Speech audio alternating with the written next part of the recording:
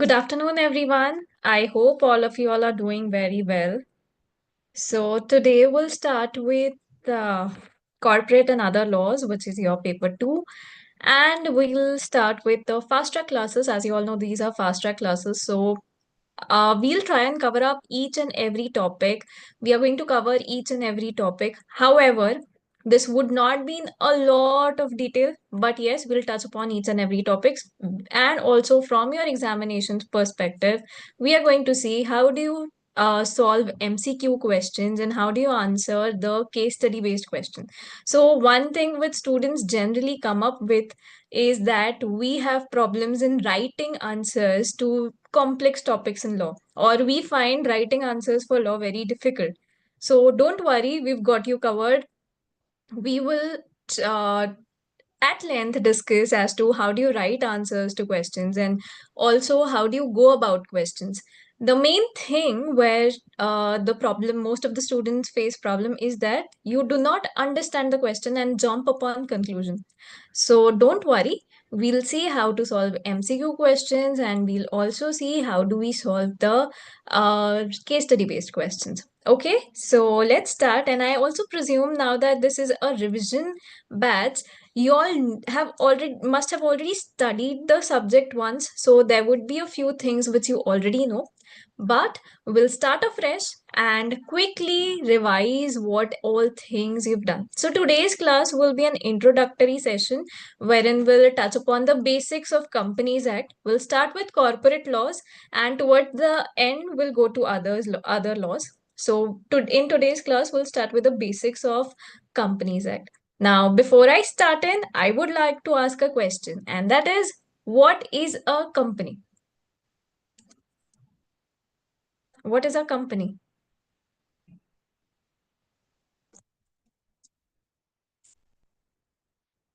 And this class has to be participative because unless and until you answer the questions, we would not know as to how much you have understood. So you can either unmute yourself and answer, or you can use the chat box. You're free to use the chat box and answer the questions. So, what is a company?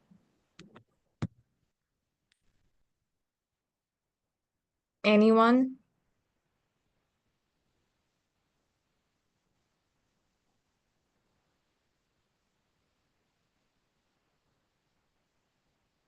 You all must be knowing what a company is, right?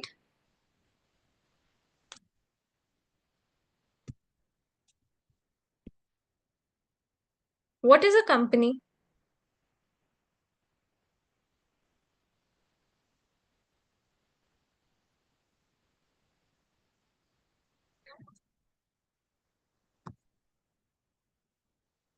No answers yet. Okay. There are a few people who have answered on YouTube, though, that a company means a company incorporated under this act or any other previous company law. Now, when we talk about a company form of organization, what generally happens? It is like any other type of business organization. Okay. So it is something which is an organization which enables a person to carry out some business he wants to. Now, as you all know, initially there was sole proprietorship, then came in partnership, then there was LLP, then there was this company form of organization wherein now there's no limit to the number of members. There can be n number of members if it is a public company. Yes, though private limited company has a restriction on the number of members. Now, when we talk about a company form of organization, it is just like any other business organization which has been started for a person to carry out a business and also enjoy the benefits of that business. Okay, so what is a company form of organization? It is a company, it is a corporate form of organization, and it has several different features, right? So, can someone tell me what are the features of a company? See, unless and until you answer to the questions, the revision will not be effective. So, I Company is request all of having you all to please participate and answer. company is having common seal. Company has a common seal. Okay, is it mandatory for a company to have a common seal? Yes, it is a mandatory No, because it is not mandatory. Earlier, it was mandatory for a company to have a common seal. Now, it is no longer mandatory for a company to have a common seal. why may I know, madam? There was a change in the provision which has been made. Okay. Yeah.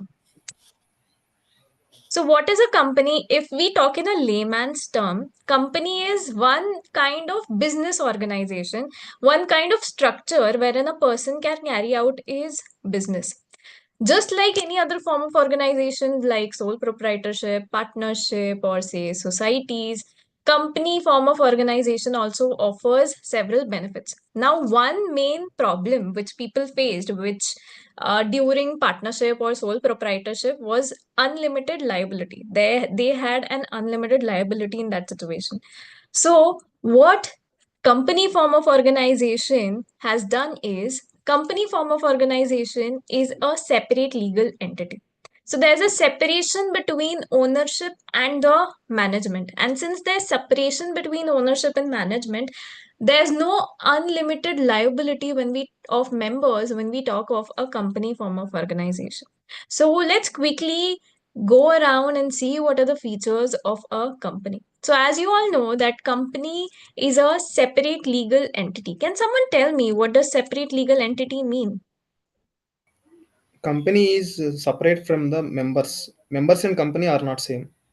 Members and company are not same. True. So this concept of separate legal entity basically means that a company is a legal person and it has a separate legality, separate entity in the eyes of law.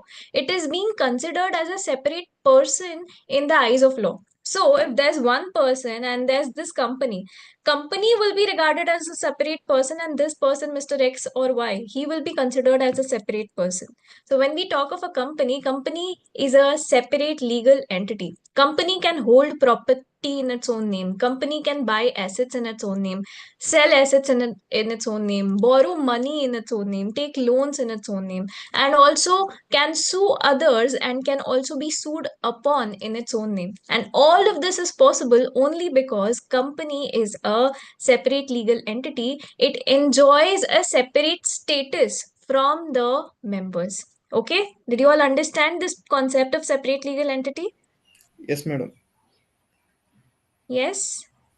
Now, the next feature of a company is that there is limited liability. However, always be careful. This limited liability is of the members of the company. It is not the company whose liability is limited. It is the members of the company whose liability is limited. I generally see students get confused in this point. How? Let me explain you. So, say you invest in Infosys Limited. You have invested some money in Infosys Limited. Now, your liability as a member in that company is limited. Up to what extent? To the extent of the paid up value on your share. So, you only have to pay the amount of the value of share. Say the company goes into liquidation some time later, will you be called upon to contribute at the time of liquidation as a shareholder of the company? Can the company call you and ask you to contribute money because they are going into liquidation? Can the company do so? Yes or no?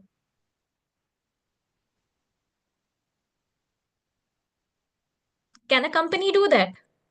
Can a company call upon its members to pay in extra money at the time of winding up? Yes, only if there is any calls and arrears pending is there means the company, the shareholders are liable to pay that money. So only if there's any pending calls. But say if the shareholder has paid in the entire amount, will the company call can will the company be able to call in extra money from them apart from what is pending on their calls? Will the No, company be able to do it? no. No. So the liability of members of a company is limited. Always remember, company's liability is not limited. It is the members of company whose liability is limited. This is one trick question which can be asked in an MCQ type of question, that is the liability of a company limited? So the answer is no. The liability of company is not limited. It is the members of the company whose liability is limited. Okay. And why is the liability of company unlimited? It is because, see, when the company goes into liquidation at the time of winding up, the company's assets will be sold off and the liabilities will be paid. So the company's assets are not secured. In order to pay off the company's liability, company's assets will be sold off. So company's liability is unlimited. It is only the members of the company whose liability is limited. Okay, clear? Yes, Moving clear. on. Moving on to the next feature. The next feature of a company is perpetual succession. So say company will continue even if all the members of the company they change or they die. If something happens to the members of the company, there would not be any impact on the existence of the company. The company will continue to exist even if the members of the company keep changing. Now, say for example, you might have solved this type of question at your foundation level. This is a question which generally comes in foundation exams or RTP or MTP, wherein which says, say there are five members in a company, all five of them go on a road trip and they meet with an accident. What will happen to the existence of the company? Nothing will happen to the existence of the company. The company will continue to exist. Even if all the members die, the company is a separate entity and it will continue to exist. So that is what perpetual succession means. Then comes in transferability of shares. Now, what does transferability of share mean? A company will be able to transfer other shares in a company are transferable.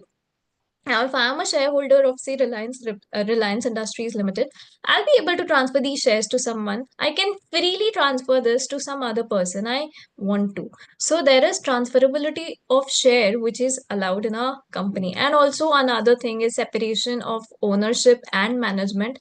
So shareholders, they are the owners of the company, whereas it is the board of directors who manage the company and who take the decisions for what should happen in the company and how the company must work. So there is a separation between the owners as well as the management. So these were some of the features of a company. Now, what happens at times is we are told that you are studying corporate and other laws. However, when we talk of law, what is law? Law, as you all know, is nothing but a set of rules and regulations. So, when we say company law, what does company law include?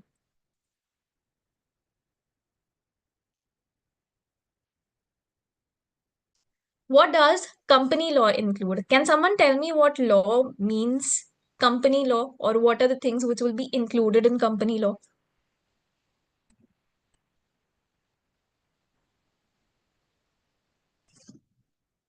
It regards the rules and regulations to be followed by a company Okay. in relating to the formation of the company and incorporation, other documents to be maintained.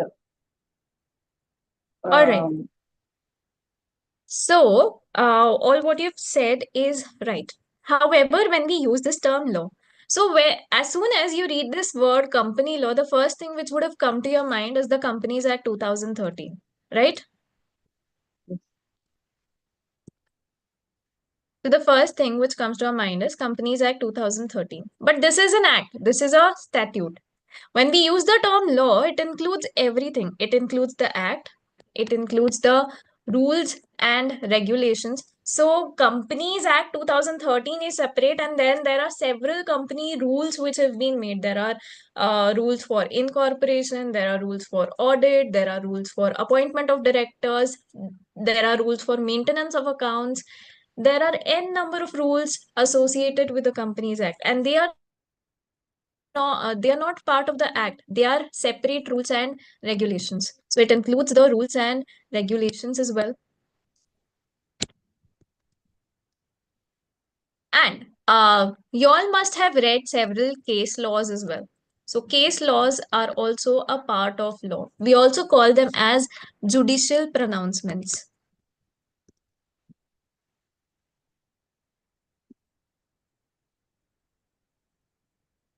So there are two words. One is law the other is act. Law is a wider term. Act is included in law. Law includes act. However, law is a wider term. It includes the act, it includes the rules and regulation, and it also includes the judicial pronouncements which have been made. Okay, so the next time someone uses the word law, be very careful. They are not only referring to the act, they are also talking about the different rules and regulations associated with it, the different case laws associated with it. And that's the reason why the name of your subject is corporate and other laws, because you're not only studying an act, you are studying the rules and regulations as well, and you are also going to study a few case laws. And that is why we call the subject corporate and other laws. So, what are the law governing companies? So, the act, there's an act, which is the act, the Companies Act 2030. It has 470 sections, which are divided into 29 chapters. Then comes in rules. So, every chapter of the act has different rules running parallel to them. And what does rule contain? They contain the procedures which shall be followed in order to, sorry, in order to implement the law, how the implementation has to happen. And as you all know, Companies Act is something which keeps getting amendment every now and then. And how are amendments brought in? So MCA, that is Ministry of Corporate Affairs, they issue notifications, and that's how the amendments are brought in. So all the notifications also which come up in the official gazette, we'll have to keep a check on them as well. So they also become part of the law. And then comes in our judicial pronouncements, which are nothing but cases which have happened earlier and which help us to understand as to how a particular provision was interpreted. So, whenever this term law is used, what are the different things which you'll study when you study company law? You'll study the Companies Act 2013, the rules associated with it, some notifications which have been brought in, and the judicial pronouncements. So all of these comprise of the company law. Then comes in another question as to why is the Companies Act 2013 necessary, or why was it necessary to change a previously existing act and bring altogether a new act into existence. Why do you think the 1956 Act was completely scrapped and a new act was brought into existence? Anyone?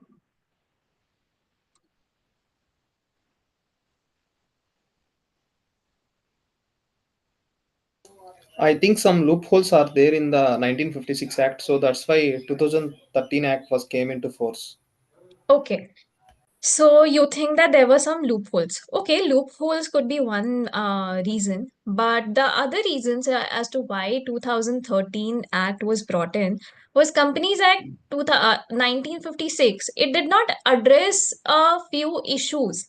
It did not talk about whistleblowers. It did not give any right to minority shareholders. There were many shortcomings in that act, and there were many issues which were not addressed by the act, which needed careful careful thought. And that's where the new legislation was brought in. You all know this LPG policy which has come in, liberalization, privatization, globalization, which brought in many changes. So it was very important that the act was also updated and the act was also changed. And that's the reason why, in order to also simplify some things, Companies Act 1956 was very vast. It had 600 plus sections. So it was very big and it did not address a few important points. And that's the reason why a newly drafted act was brought in, which was the Companies Act 2013. So the aim of this act was to improve corporate governance, simplify the regulations, and also to strengthen the interest of the investor, to improve the investors' confidence in the corporate structure and also the company form of organization. These were some aims, these were some reasons of why 2013 Act was brought into picture. And You all must be knowing that it is said that the Companies Act 2013 is made on a skeleton based approach. So this was a question which used to come in MCQs earlier, that which approach the act is made on. So it is a skeleton based approach. Why do we call it a skeleton based approach? Because just as the skeleton is structured, the Companies Act 2013 is also very well structured. So this act has 470 sections. There were 472 sections earlier. Two sections have been deleted now. It has 7 schedules divided into 29 chapters, and each chapter has at least one set of rules. So there are at least one set of rules which govern each chapter. So this is basic structure of that. Now talking about which bodies they ensure the compliance of the Companies Act, or who are the people who administer the compliances which happen in case of a Companies Act. So there's MCA. MCA is Ministry of Corporate Affairs. So this is the government ministry which regulate the corporate affairs, whether it is Companies Act 2013, Companies Act 1956, any other bills which are introduced, any other amendments, rules, everything. So it is MCA which regulates the corporate affairs at the central level. And it also protects investors and offers many important services to the stakeholders. So there are many services which we can do with on at the MCA platform with in relation to the companies. Company forms downloading, uploading forms, forms for the purpose of incorporation of company, everything we find at the MCA platform. And we also find company master data available at the MCA platform. So if we have some time, I'll also show you how you can have a look at different companies' details at the MCA platform.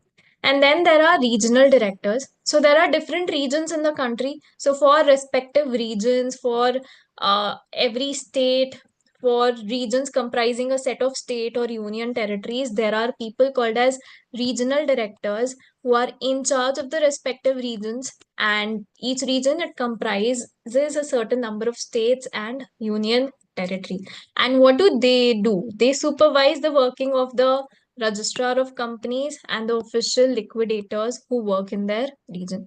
So there are regional directors who take care of how the ROCs are working and also how the official liquidators are working. And then comes in the registrar of company. So the duties of registering the company, ensuring whether the compliance of with statutory requirements is happening or not, maintaining registers and records of company, allowing inspection of the public documents of the company, everything, all of these powers are with the registrar of company. It is the registrar of company who takes care of all of these things. So these are the people, or these are the authorities which administer the Companies Act and administer the companies. Talking about the judicial structure or the judicial courts, so there's National Company Law Tribunal, there's National Company Law Appellate Tribunal, and then there's Supreme Court. So these are the judicial courts which handle disputes which arise in case of Companies Act 2013. So this was all basic introduction and information. We are continuing with the basics only. We are doing the introductory part today. So this wouldn't be anything new, but this is something which does play a significant role and in the forthcoming chapters, because if you are not clear with the basics, then the chapters ahead would become difficult. Okay. Now starting with section 1. Uh, you all must be knowing very well that section 1 of any act talks about three things: short title, commencement, and extent or its application. So when we talk of the short title, it is nothing but the title of the act or the name of the act. So the name of the act is the Companies Act 2013.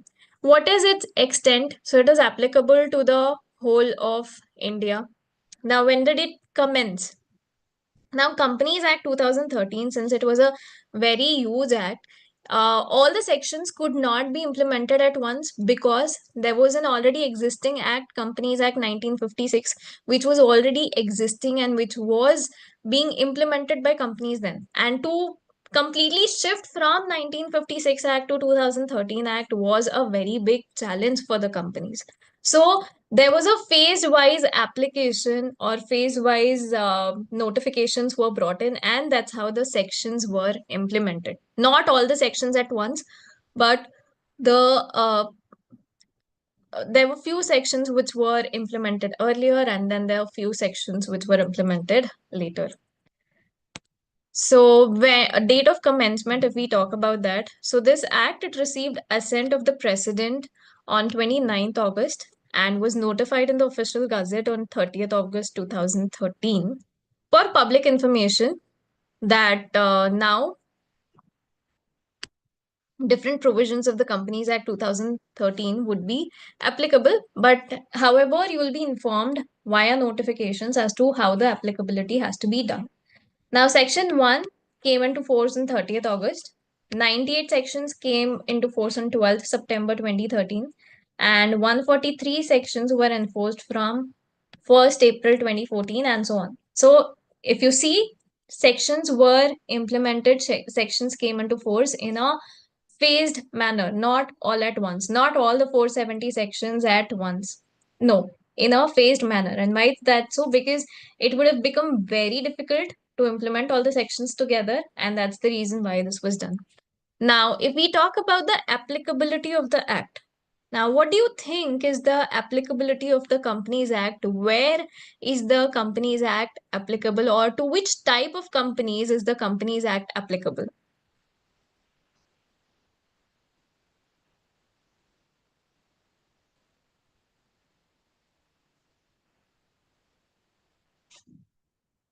To which companies is the Companies Act applicable? You can use the chat box to write in your answer All if the you don't. government and private companies, Companies Act is applicable. Our Okay, companies registered under Companies Act 2013 is applicable only. correct. So it is applicable to all the companies which are registered under the Companies Act 2013.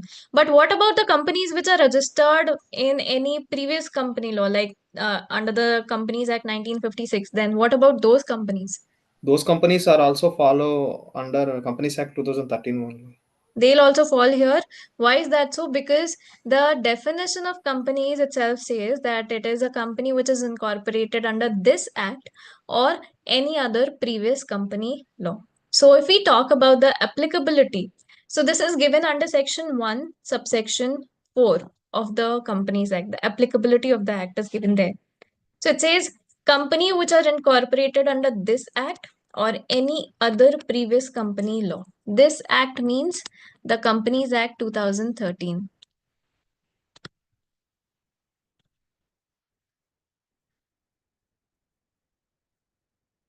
Then this act is also applicable to insurance companies.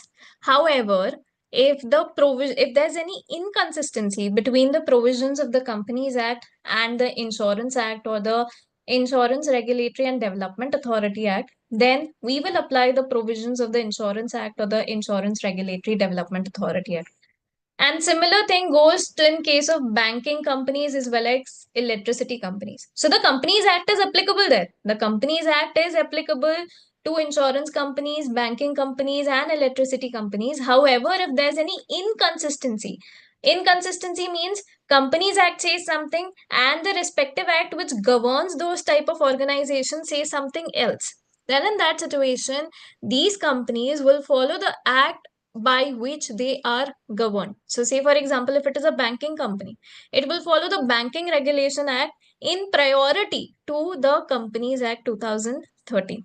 Now, let me explain this to you with an example. Now, say under the Companies Act, we follow Schedule 3 formats to make profit and loss account and balance sheet, to make financial statements. But for banking companies, there's a different manner of making financial statements. So for that, we cannot apply the Companies Act there. We'll have to apply whatever the Banking Regulation Act says. Okay, so wherever there's inconsistency, that is the Companies Act is saying something else, and the respective act which governs those type of organization is of some other opinion or says something else. So in case of inconsistency, we are going to follow the respective acts, and we will not apply the provisions of Companies Act in case of inconsistency. For which type of companies is this happening? Insurance companies, banking companies, and electricity companies. Companies Act is applicable there. However, wherever inconsistency arises, we will follow the respective act which governs these type of companies and not the Companies Act. And this act is also applicable to any other company which is governed by any special act which is in force for time being in force. And if there are any inconsistency under the provision, then we'll apply that special act only. Otherwise, we'll apply the Companies Act. So if there's any company which is governed by any special act, then to that company also the Companies Act applies. Apart from it, this act is also applicable to body corporate which are incorporated by any act as for time being in force, as the central government may by notification specify that the Companies Act should apply to these body corporates. Can someone tell me what a body corporate means? What is a body corporate?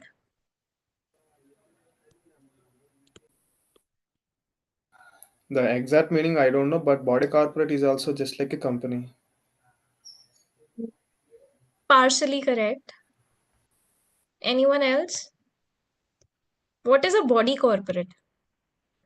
Or rather, I'll reframe my question. What is the difference between a company and a body corporate?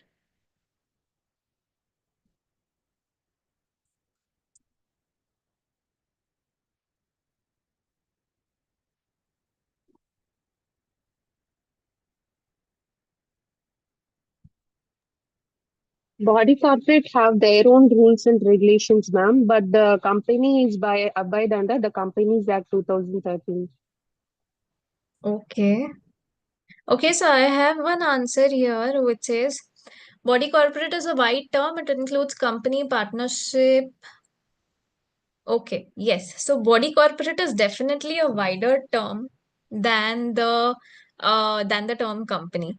So body corporate, and it includes companies, it includes LLPs. Body corporate is basically a body which has a corporate status, which has a legal status. So here, when this word body corporate has been used, it includes a company, it includes a foreign company, it includes a limited liability partnership, and it also includes a foreign limited liability partnership. Sole proprietorship, partnership, they are not part of body corporates because they do not have a separate status. They do not have a corporate status. So body corporate is definitely a wider term than the term company. Okay. So have you all understood the applicability of the Companies Act? It is applicable to all the companies under this act, which are incorporated under this act or previous company law.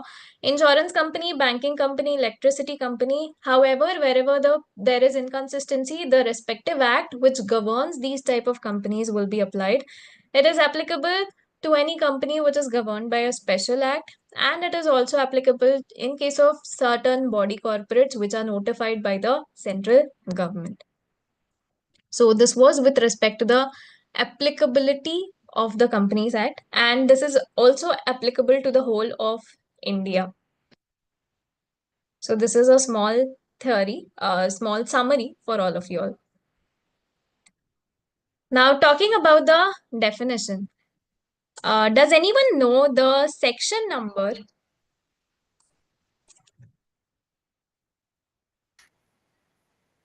Does anyone know the section number of where the company is defined? Anyone? No?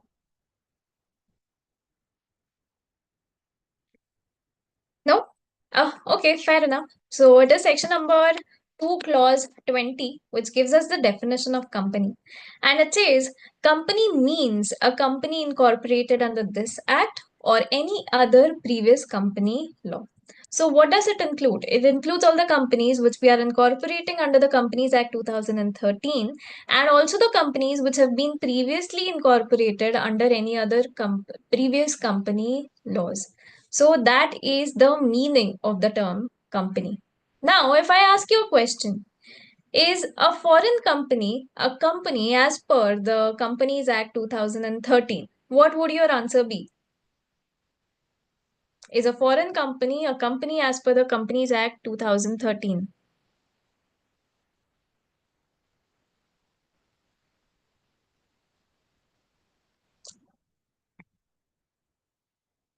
You just have to say yes or no.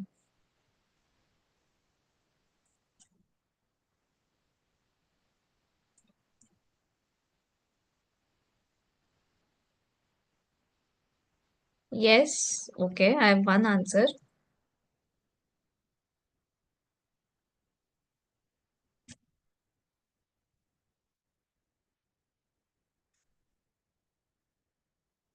Okay, people here are saying yes, but the answer is actually a no. Why is that so? Let me read this definition for you again, and then you understand what it says. Section 2, Clause 20 defines company. What it says, company means company incorporated under this act or under any previous company law. Company incorporated under this act means what? A company which is incorporated here in India under the Companies Act 2013 or under any previous company law which was applicable here. So tell me, is a foreign company a company incorporated under Companies Act 2013? Is a foreign company a company incorporated under the Companies Act 2013? No, it is not. So, can we include foreign company here in the definition of a company? Wherever this term company will be used in the entire Companies Act, always remember it will not include a foreign company unless and until specifically mentioned in the section. So be very sure this term company includes only the companies which are incorporated under the Companies Act 2013 or any other previous company law. So I hope it is clear for all of you all now that a foreign company will not fall under the definition of company. So always remember it is very important that whenever you study law, you know what are the basic aspects, basic concepts. Because if your basics are not clear, your interpretation would not be very nice. So in order to improve your interpretation, you will have to make your basics clear. We are only going through the basics today. We are not doing anything else. So please concentrate and please understand. Okay, so clear? Are you all clear with the definition of company? I hope it is all clear now. You know, the foreign company is a separate form of company. Yes? Yes? Okay. So let's move ahead. So the next definition which has been mentioned here is of SEBI. So SEBI has not been specifically defined here under the Companies Act, but it includes the same meaning as it has been taken from the respective acts. Now let's move on to certain important definitions. So first one is the definition of body corporation. So what does a body corporate mean? It includes a company incorporated outside India, but does not include a cooperative society registered under any law relating to cooperative societies and any other body corporate not being a company which the central government by notification specify in this behalf. So what is a body corporate? So if you see the definition of body corporate itself says that includes a company which is incorporated outside India, which means that it includes a foreign company. So always remember when we use the word body corporate, it includes a foreign company. But when we are using the word company, it does not include a foreign company. Okay. And body corporate is defined under Section 2, Clause 11 of the Companies Act 2013. Moving ahead, the next definition is of the term chartered accountant. So the definition is as assigned under the Chartered Accountants Act 1949 and who holds a valid COP, that is the Certificate of Practice. Moving ahead, Section 2, Clause 26, which gives us the definition of contributory. Contributory is basically a person who contributes to the assets of the company at the time of winding up of the company. So whoever is contributing to the assets of the company at the time of winding up of the company is referred to as a contributory. That person will be called a contributory. Then comes in another word, which is control. Now, what does control mean? It includes the right to appoint majority of directors or to control the management or policy decisions which are exercisable by a person or persons acting individually or in concert, directly or indirectly, including by virtue of their shareholding or management rights. So, in simple terms, control is basically wherein there's a right to appoint majority of directors and also right to control management or policy decisions which are being taken. Then comes in another definition, which is expert. So, who is an expert? It includes an engineer, a valuer, a chartered accountant, company secretary, cost accountant, any other person who has the power or authority to issue certificate in pursuance of any law. So, who is an expert? Engineer, valuer, chartered accountant, CACS, CMA, and any other person who has the power or authority to issue a certificate in accordance with any law. That person is called as an expert. Then comes in another word, which is alteration. Alteration is basically making any additions or omissions or substitutions. So you're changing something. That is called as alterations. What are articles? So the articles of association of company as originally framed or altered from time to time or applied in pursuance of any previous company law or applied in pursuance of this act. So those are articles. Articles of association are what? They are nothing but the bylaws or rules and regulations according to which the company acts. Then comes in another definition, which is the definition of an associate company. Can someone tell me what an associate company is? Any idea of what is an associate company?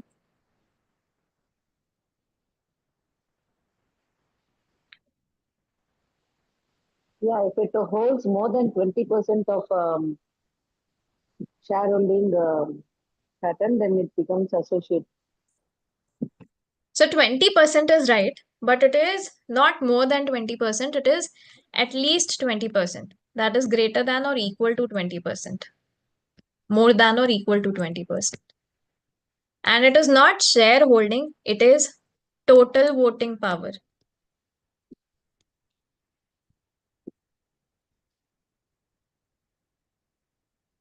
Okay. So what is an associate company? So associate company is where the other company has some significant influence. There's no subsidiary relation, there's no holding subsidiary relation existing here, but the other company has a significant influence. Now, what does significant influence mean? Significant influence means that it controls at least 20% of the total voting power or control of or participation in business decisions under an agreement. So significant influence means what? That there is control of over 20%, at least 20% of the voting power, or it also controls in the business decisions which are being made. And it also includes a joint venture company. So joint venture means joint arrangement whereby the parties they have joint control or arrangements. So when we talk of an associate company, what is an associate company? It is where the other company has significant influence in this company. Significant influence means controls at least 20% of the total voting power. Please be very careful. This is total voting power. It is not total share capital. It is total voting power. Which shareholders have voting rights? Which shareholders have voting rights? Equity Equity shareholders, or shareholders. it is only the equity shareholders which have voting right, right? Right, So, madam. so we'll calculate total voting power in proportion to the number of equity shares which are there. So here it is total voting power, not the total share capital. We'll calculate the total voting power first and see how much of the total voting power is held by that other company in order to check whether the company is an associate or not. And in order to be called an associate company, The control should be of at least 20%. At least 20% means what? Even if it is 20%, we'll say that it is a associate company. So 20% or more than that. Or even if they are controlling any business decisions, they are a part of making business decisions, we say that there's significant influence. Then comes in the word document. What does a document mean? It includes summons, notice, requisition orders, declarations, forms, etc. Then comes in the word free reserves. So we'll come to this word later because we are not going to use this term right now. It'll be helpful when we go ahead. So we'll come to this later. GDRs also, we'll discuss this when we go to that particular section. We'll discuss about GDRs. Now, who's a manager? Manager means an individual subject to the superintendent's control and direction of the board. So someone who is acting in accordance with the instruction of the board of directors. Who is the managing director? So managing director, he means director who by the virtue of articles of the company on an agreement with the company or a resolution passed in its general meeting or by its board of directors is entrusted with substantial powers of management of affairs of the company and includes a director occupying the position of managing director. So, managing director means what? He is a person who has been given some substantial power. Substantial means a good amount of power for management of the affairs of the company, and it includes a director of the company who is occupying the position of a managing director. So that person is a managing director. For the purpose of this clause, the power to do administrative acts of a routine nature, when so authorized by both, such as power to affix the common seal of the company, draw or endorse any check on account of the company, or draw or endorse any negotiable instrument, or sign any share certificate or direct registration of transfer of share shall not be deemed to be included within substantial powers. So these are something which are not substantial powers. See, substantial means it has to be something big. These are all small things, so we do not call these as substantial powers. Moving ahead, the next meaning is of the term member. Who is a member? In relation to company means subscriber to the memorandum of the company, who shall be deemed to have agreed to become the member of the company on its registration, and whose name is entered in the register of members as a member. So a company maintains a register which is called as the register of members, and this person's name is mentioned there in the register of members. Yeah, for it also includes a person who agrees in writing to become a member of the company and whose name is entered in the register of members, or every person who's holding shares in the company and whose name is entered as beneficial owner in the records of depository. That person will be referred to as a member.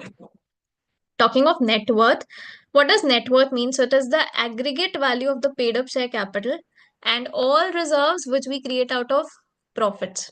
Reserves created out of profits, not the revaluation reserves. It includes security premium account or debit or credit balance of profit and loss account. After deducting the aggregate of accumulated losses, deferred expenditures, miscellaneous expenditures, but does not include reserves created out of revaluation. So just like I've told you, it will not include the reserves which we create out of revaluation or because of write back of depreciation or amalgamation. Those things will not be included.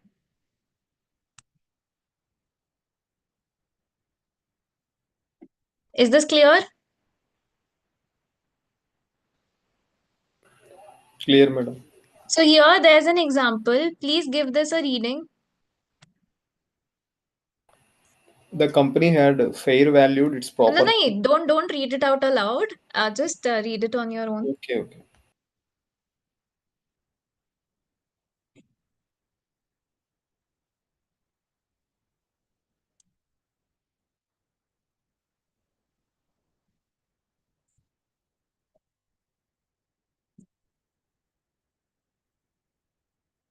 So advise whether the fair valuation would be covered in the net worth of the company as per legal requirements.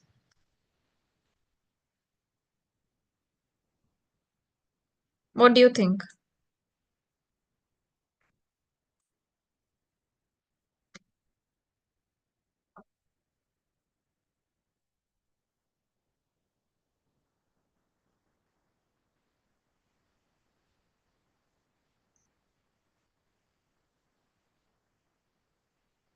What would your answer be to this question? This is revalued, right? Yes, yes, Then it should be taken to revaluation reserve like that. yes. Can you consider it as net worth?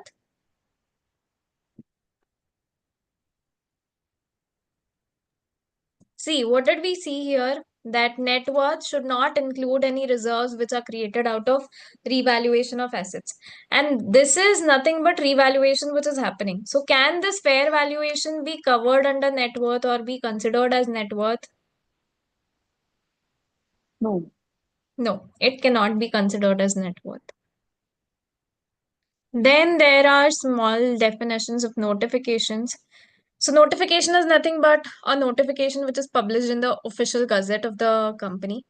Then comes an officer. So officer, it includes any director, manager or KMP or any person in accordance with whose instructions the board of directors or any one or more of the directors they are accustomed to act. That person is called as officer. Prescribed means, so in the companies act you will see this word prescribed written at several places. So this word prescribed basically means that refer the rules. Wherever you see as may be prescribed, basically means as prescribed by the rules which are made under the Companies Act 2013. Then comes in another important definition, which is of paid up share capital. Paid up share capital, in very simple words, is say it is the amount which is paid up on the shares of the company which the company has received with respect to the shares which it has issued. So, paid up share capital is what? The total number of shares issued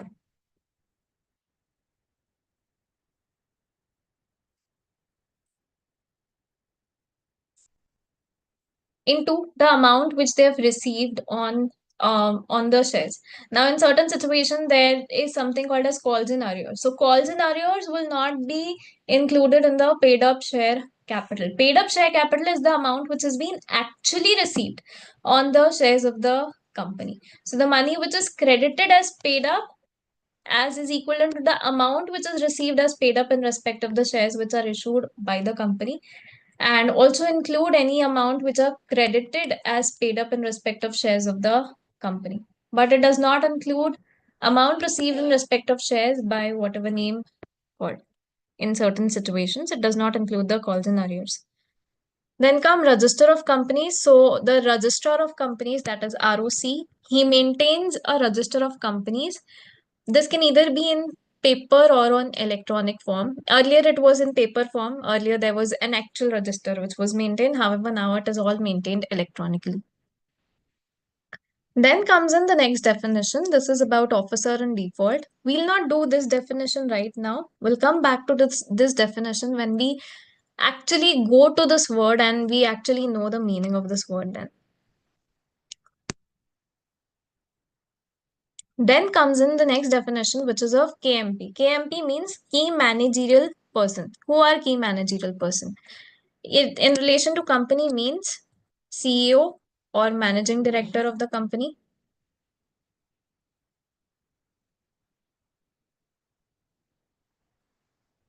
Paid up share capital includes everything which has been received on the shares. Calls in advance, calls in arrears, we do not include those here.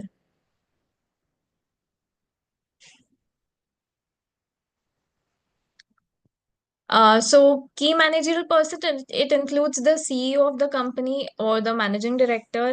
It includes the CS, whole-time director, CFO, any other officer not more than one level below the director who is in whole-time employment designated as KMP by the board. So someone who has been designated as KMP by the board, and such other officer as may be prescribed. However, no other officer has been prescribed till date. So Who are included in KMP? CEO of the company or the managing director, CS, whole-time director, chief financial officer, or any other officer who is not more than one rank below the whole-time directors.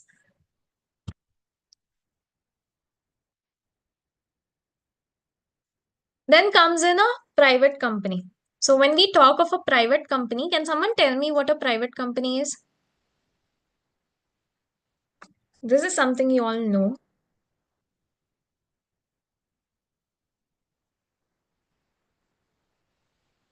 What is a private company?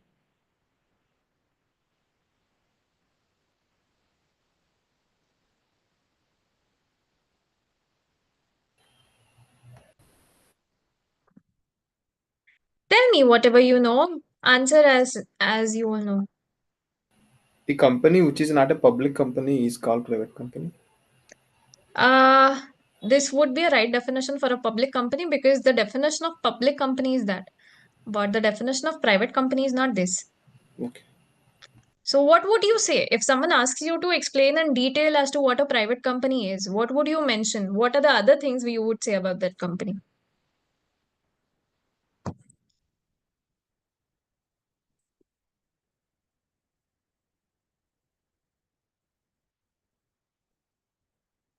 Anyone? If you're asked to write about a private company, restrict the transfer of its shares. Yes, correct.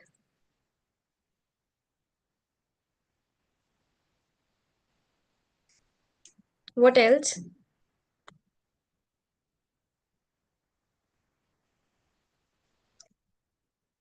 Limits the number of members to 200. Yes, that's right. So, when we talk about a private company, what is a private company? Let me just explain it to you in very simple way so that you never forget what a private company is. So, first things first, private company is a company which has some minimum paid up share capital as may be prescribed. However, there's nothing prescribed as such till now. And the articles of association of this company, what they do is the AOA of this company,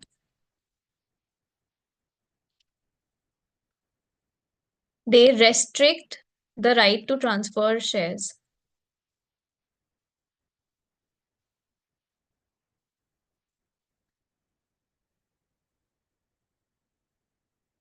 There is a restriction on free transferability of shares of the company, and it also restricts the number of members to 200.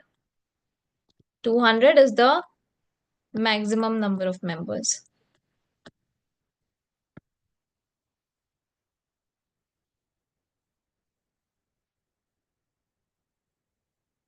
Okay. So there are two restrictions. One is restriction on transferability of shares. Second is 200 is the maximum number of members. And there's one more restriction, and that is this company cannot issue prospectus and solicit people to purchase its securities. Cannot issue prospectus and advertise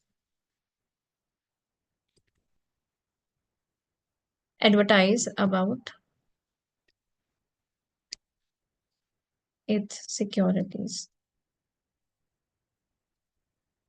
So what is a private company? It is a company where the articles of association put in these three restrictions. What? There's a restriction on transferability of shares. There's a restriction on the number of members. Maximum, there can be 200 members only.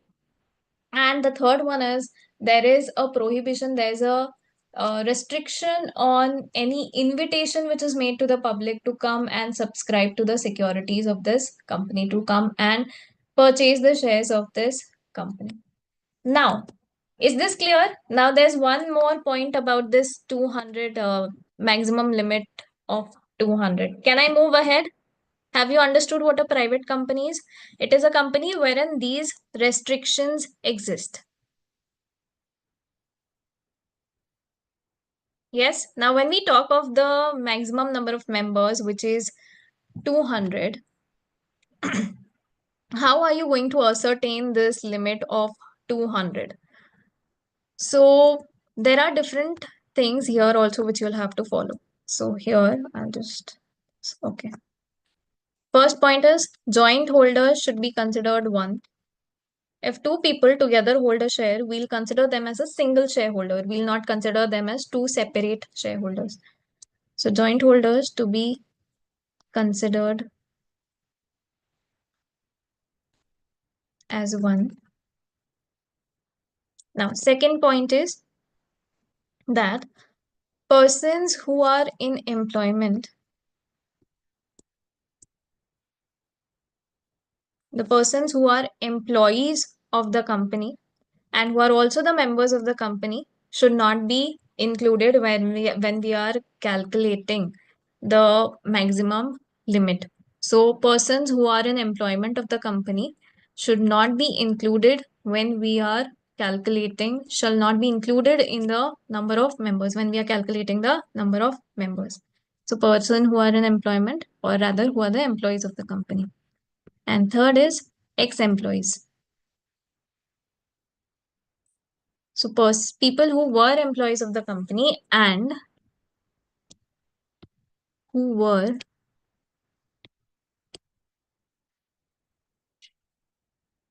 allotted shares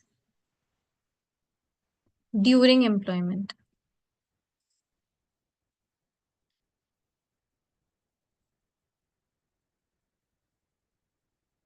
So people who were the employees of the companies and who were allotted shares during the time of their employment. However, now they are no longer in employment of the company, but they continue to hold the securities of the company. Then in that situation, we'll not consider these people also when we are calculating the number of members of the company. So when we calculate the number of members of a private company, joint holders, we'll consider them as one single holder. Employees of the company who are also members of the company will not be considered, will not be included. And ex-employees of the company who were allotted the shares of the company at the time of their employment, during their employment, will also not be included. So this is what a private company means. Is this clear? Yes, clear, madam. Yes. Now Yes, you madam. know how do you calculate the maximum number of members, 200. Yeah, There I are know. questions which have come up in examination on this particular point. So this is very, very, very important. One catch here is about these ex-employees. So in the exam, what they generally do is here they can change this particular thing. They may say that the shares were allotted after employment.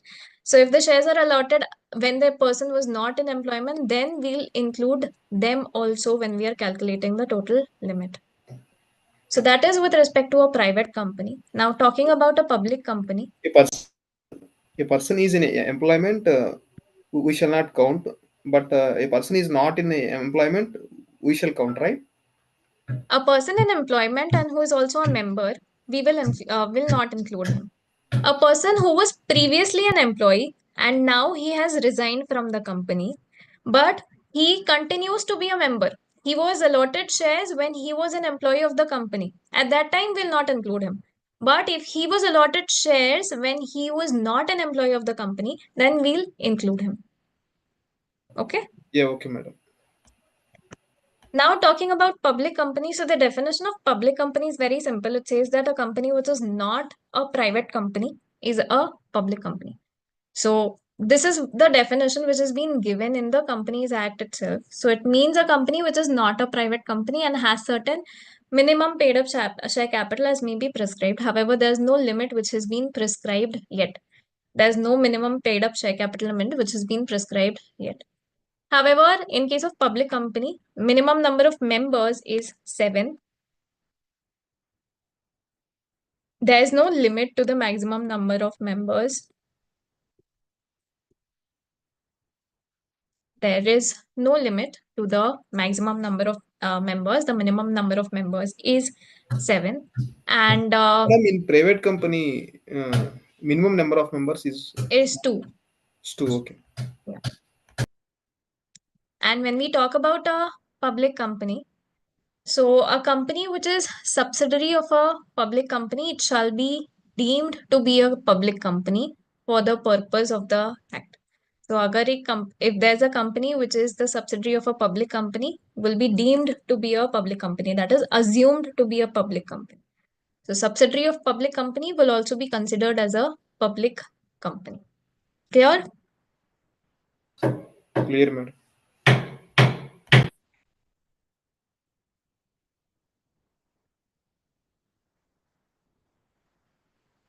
Moving on to the next definition.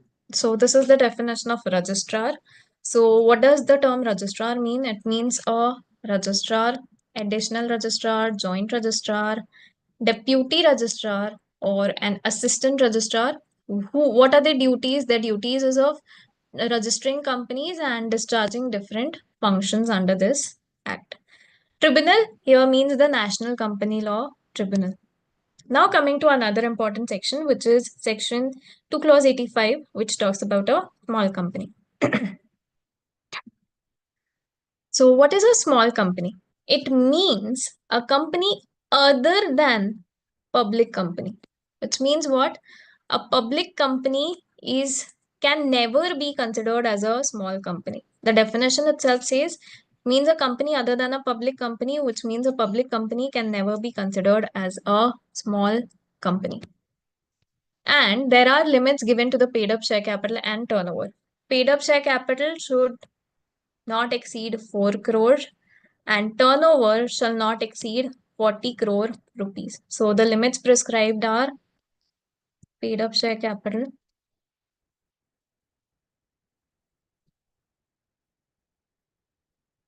4 crore,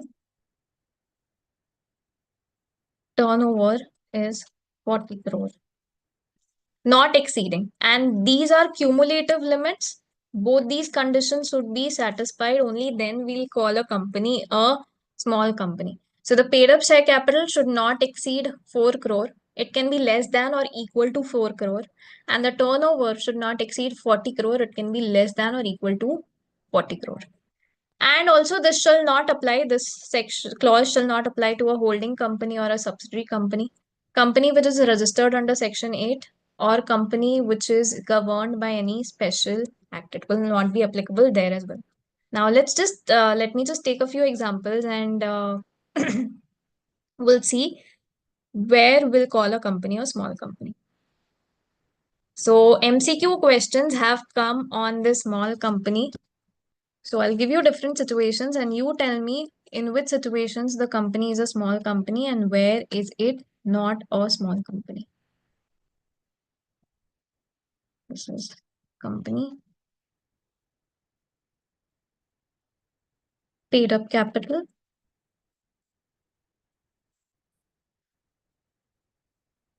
Turnover. And here you will tell whether it is a small company or not. So the name of the company is say ABC Limited. Paid up share capital is 2 CR. Turnover is 20 CR.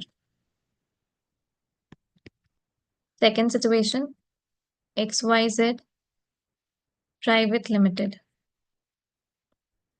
3 crore and 25 crore. Then A Private Limited, 4 crore, 50 crore.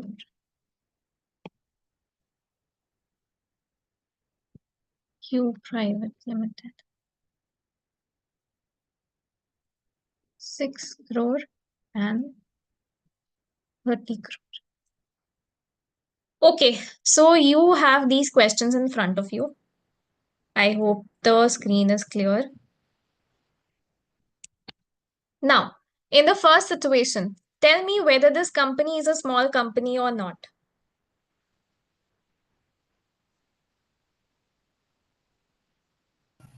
First situation, no. No. Why no?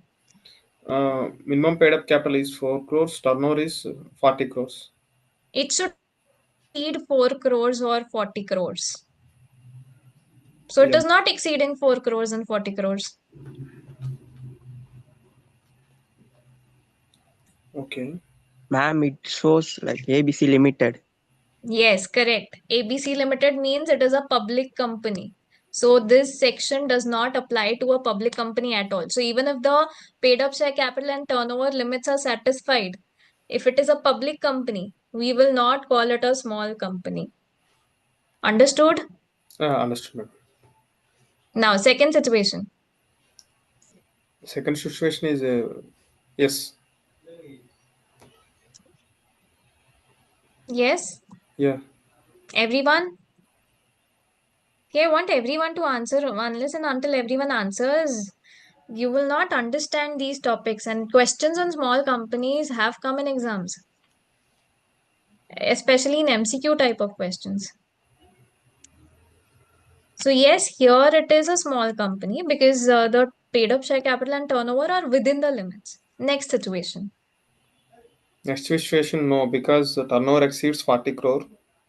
Turnover is exceeding 40 crores, so here it is a no.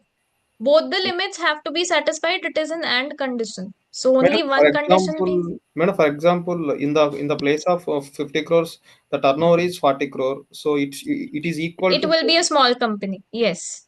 Okay. It should not exceed that amount. It can be less than or equal to 40 crores. Less than or equal to 4 crores, less than or equal to 40 crores. Okay, madam. Okay. Next situation, Q Private Limited. Is it a small company? It is not No. small company It because is not a the small company paid up because the company exceeds 4 crores. paid up capital exceeds Paid up 4 crores. Now, let me change some facts here. So, you said XYZ Private Limited is a small company earlier. Now, if I say XYZ Private Limited is a subsidiary company of some, say, P Limited. Now, in this situation, will XYZ Private Limited be a small company?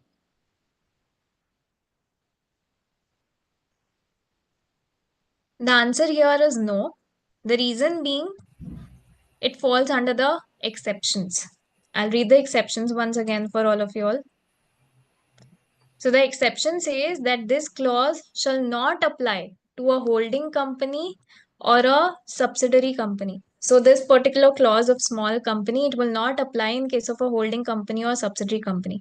So even if that company satisfies the paid up share capital and turnover limit, even then we'll not refer to it as a small company.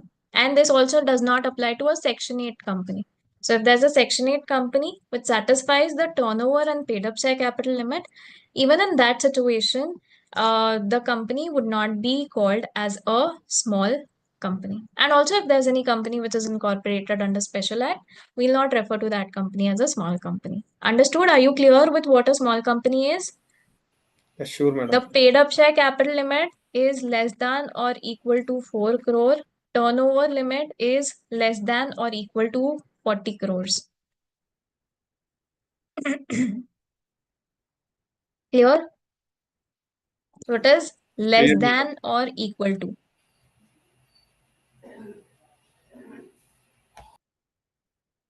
Not more than or equal to, less than or equal to. Okay. Moving ahead, the next definition is of related party. We'll cover up this definition ahead when we actually talk about related party. So we'll not cover it right The now. screen was not changed, madam. Sorry, screen did Screen not was, change. Oh, yeah, yes, madam.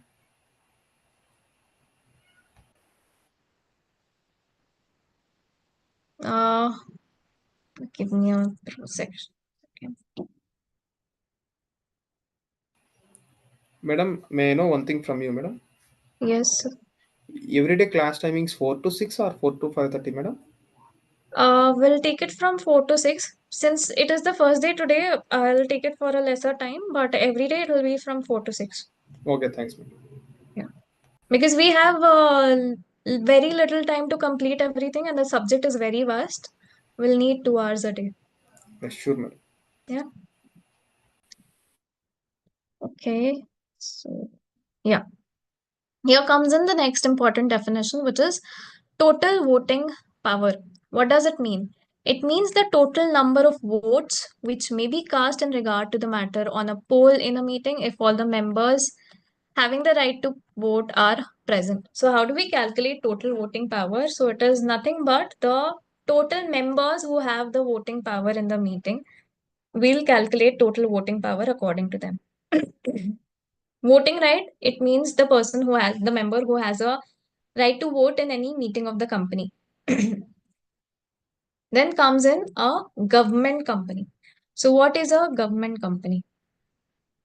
It means a company in which not less than 51% of the paid up share capital is either held by the central government or the state government, or partly by central government and partly by one or more state governments. That type of company is referred to as a government company, and it is uh, here we call it a government company. Now, say for example, there's this company,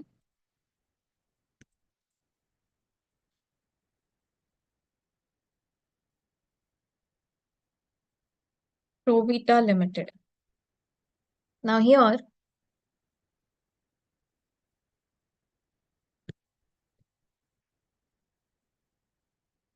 40% of the share capital is held by, say, central government.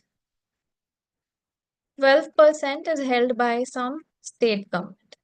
We'll call Provita Limited a government company because in when we add both these holdings, it becomes 52%, which is more than 51%. So it says not less than 51%, which means at least 51% of the paid up share capital. It has to be held either by the central government or by any state government, or partly by the central government and partly by one or more state governments. So that type of company is referred to as a government company. And here also, we'll read this as total voting power if there are any differential voting rights shares which are issued by the company. Now, you all must be knowing at foundation level, you all must have studied equity shares with differential voting rights. So in a situation where equity shares with differential voting rights are issued, then we will check the total voting power. Otherwise, we are going to check the total paid up share capital only. So which company is said to be a government company? Where not less than 51%, which means at least 51% of the paid up share capital is held by central government, or partly by central government, partly by state government, or any state government completely, or partly with central government. That type of company is referred to as a government company. Talking about a foreign company. Foreign company means company or body corporate which is incorporated outside India. So here you see the definition of foreign company. What is it? It is incorporated outside India. So there's no question of it falling in under the definition of Indian of company in the Companies Act at all. And it has a place of business in India either by itself or through any agent, or it may be physically present or could be present through an electronic mode. And it conducts any business activity in India. So, what is a foreign company? Incorporated outside India, has a place of business in India, and it conducts any business activity here in India. That type of company is referred to as a foreign company. Clear? Have you all understood the meaning of government company and foreign company? Yes, madam. Then comes in a listed company. So listed company is what? It is a company whose securities are listed on a recognized stock exchange. However, there are certain companies, such class of companies, which have provided that class of companies which have been listed or intend to list as may be prescribed in consultation with SEBI shall not be considered as listed companies. So there are certain class of companies whom will not consider as listed companies, which are those. So public companies which have not listed their equity shares on recognized exchange but have listed their non-convertible debt securities, या फिर non-convertible redeemable preference shares, या फिर both who fall in category 1 and 2. So there are certain companies which will not be considered as listed company. One is where the company they have listed their non-convertible debt securities on the stock exchange, or where they have listed their redeemable preference shares on the stock exchange, or both. Then in that situation, we do not consider those type of companies as listed companies. Or private companies which have listed their non-convertible debt securities on private placement basis, or public companies which have not listed their equity shares, but whose equity shares are listed on stock exchange in a jurisdiction which is specified under section 23, subsection 3.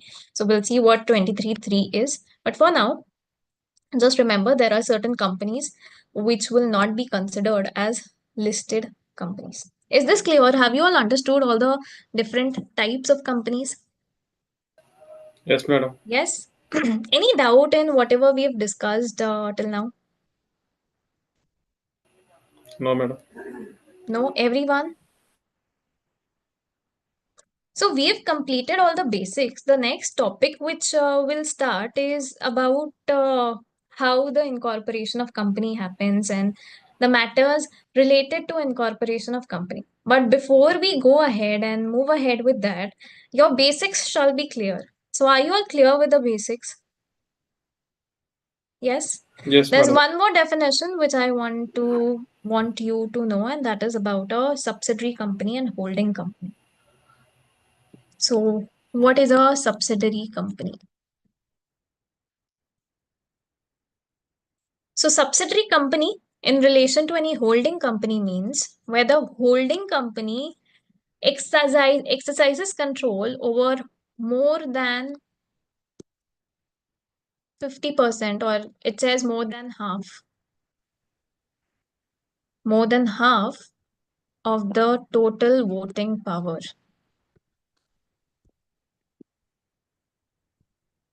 So, for subsidiary and holding company also, we have a look at the total voting power only.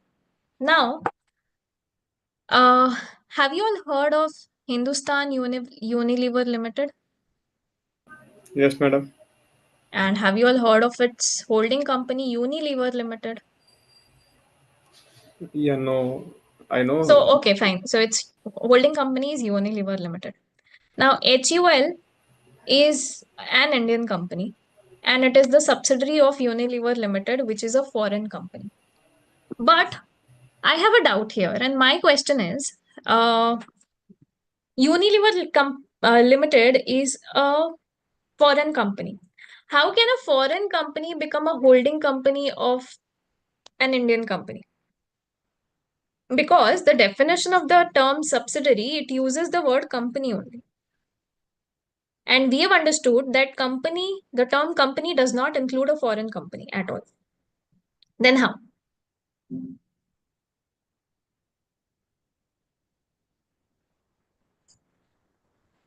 Still, it's Any?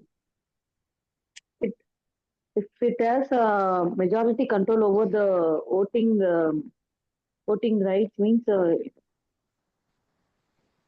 Yeah, we that should. is all fine. That is all fine. Majority controlling more than half of the total voting power, that is all fine. However, the term used is company. But if you see the explanation given below the definition of subsidiary, it says, for the purpose of this section, the term company includes a body corporate. If you read the definition of subsidiary company, if you have a look at the definition of subsidiary company in your book, it has explanation given below it, and that explanation specifically states that for the purpose of this section, the term company, it includes a body corporate, and that is why it enables a foreign company also to become the holding company of a subsidiary company. Understood? So the holding subsidiary relation is established in two situations. One is where the company controls more than half of the total voting power in the other company. And the second situation is where it controls the composition of board of directors.